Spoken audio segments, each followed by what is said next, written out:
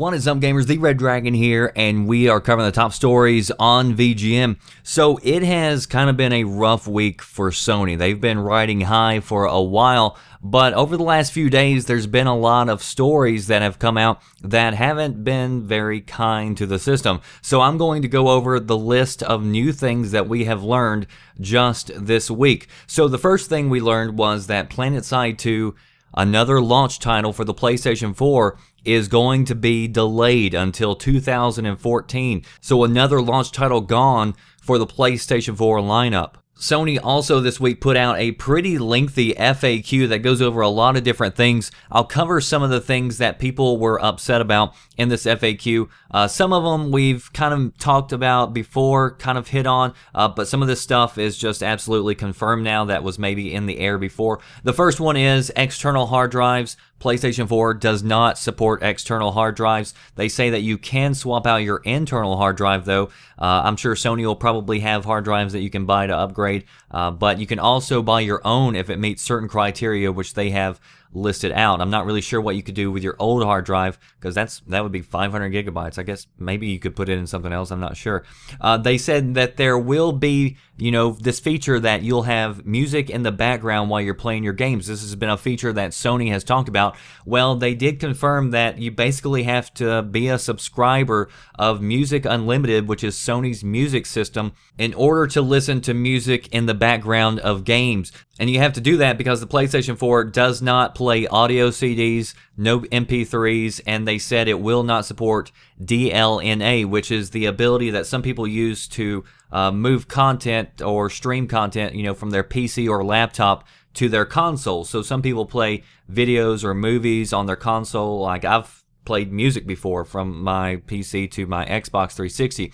So they said this is not available in PlayStation 4, even though it was available in PlayStation 3. Now, this has probably caused the biggest uproar this week because a lot of people are upset about this, and a lot of people claim that they use this feature on the PlayStation 3. And there was a few polls that were out, and I believe it was like close to 50% of people, whenever polled, I think Joystick did one, they were asked, whether or not you listen to music on your console, and close to 50% said, yes, at some point or another, I do listen to music.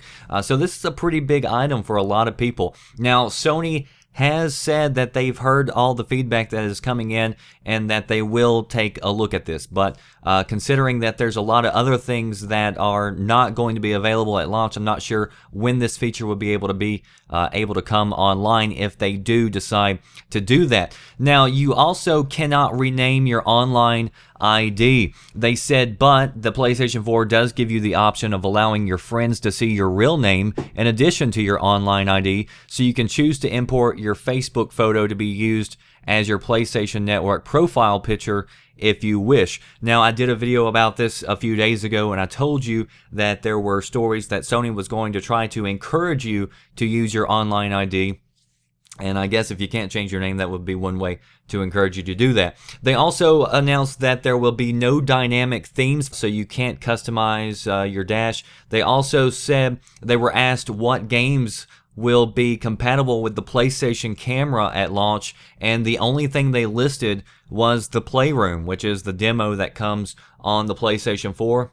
They also talk about the PS Vita Remote Play. Now, earlier this year, there was a video that kind of went viral that they posted, I think, in Japan.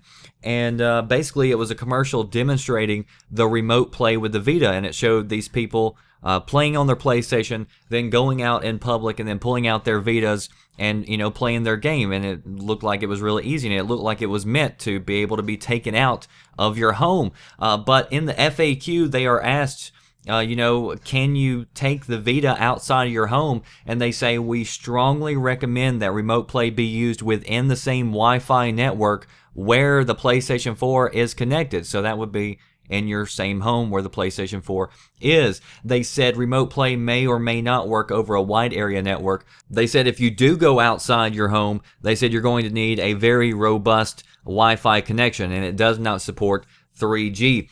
And as you might expect, the PlayStation 4 does have to be on in order to stream what's happening with the PlayStation 4 to the Vita. Here are some features that they have talked about with the PlayStation 4 that will not be available at launch, but will come down the line. Share controller via internet to assist a friend, so the ability for a friend to take over your game and to help you out, that's not going to be available at launch. The ability to suspend and resume your games, that's not going to be available at launch. Wireless headsets, we've talked about that. HDMI capture.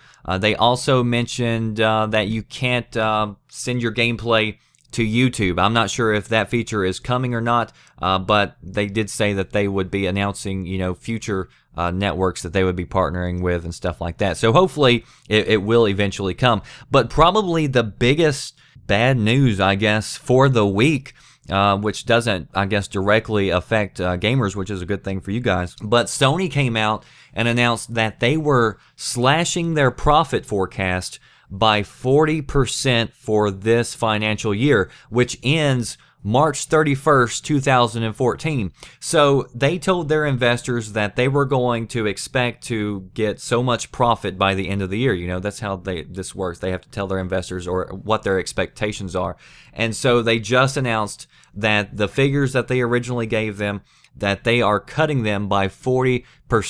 And a lot of this had to do with the TV movie decline. Of course, Sony, like Microsoft, is into a lot of different areas, not just gaming. They're into TVs, they're into cameras, they're into all sorts of stuff. They have their production studios, so they got the music and movies.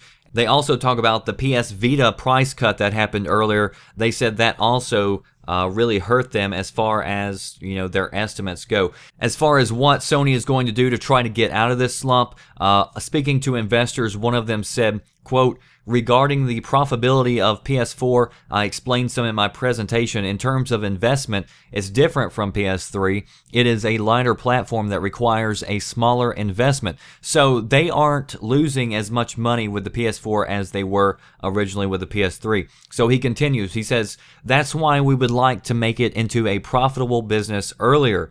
I also mentioned diversification of revenue sources. We're shifting to a business closer to a network. We're still selling digital downloaded games, but we also have revenue now from the PlayStation Plus subscription model, and we have been offering value-added services with the PS3 as well. But with the PS4, I think we can expand that kind of business and the advertising business." So I'm not really sure what he means at the end with expanding the advertising business, unless they're planning on putting up more ads somewhere. I'm not really sure.